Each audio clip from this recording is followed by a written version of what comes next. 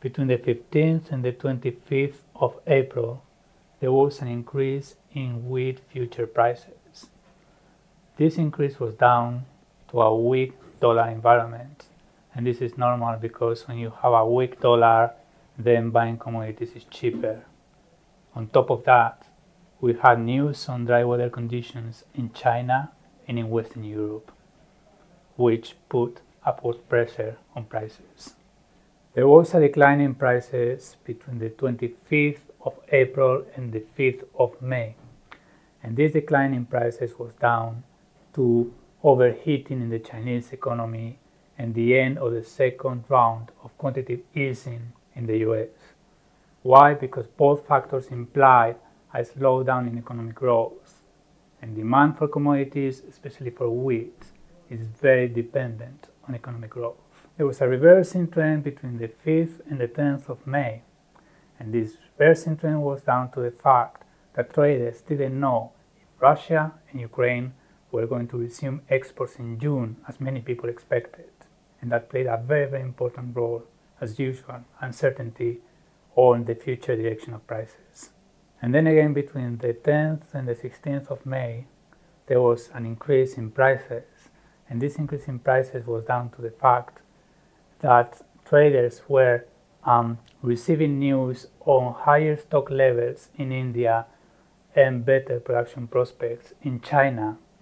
But then again, between the 16th of May and the 20th of May, news reached trading floors about dry weather conditions in America and France, and then again prices increase. It's a very volatile market. It changes every hour, every week, every month. It's very difficult to predict.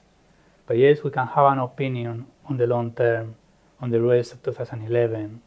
First of all, we know that the Chinese economy is overheating, so that will ease pressure on wheat prices, on all commodities. Then on top of that, we have the end of quantitative easing, second round, so there will be less cash, less money available for trading.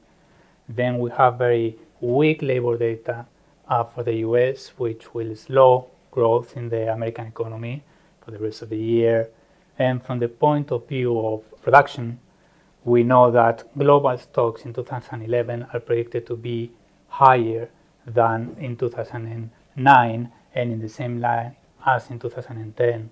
So yes, there are things that we don't know, but there are things that we know, and with the things that we know, we can expect prices by the end of the year not being much higher than at the beginning of the year.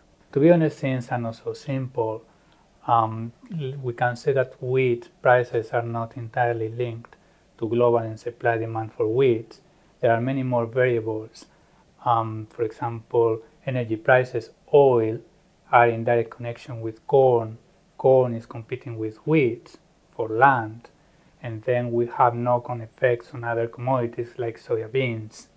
And this is what we are saying and showing in our latest global commodity briefing.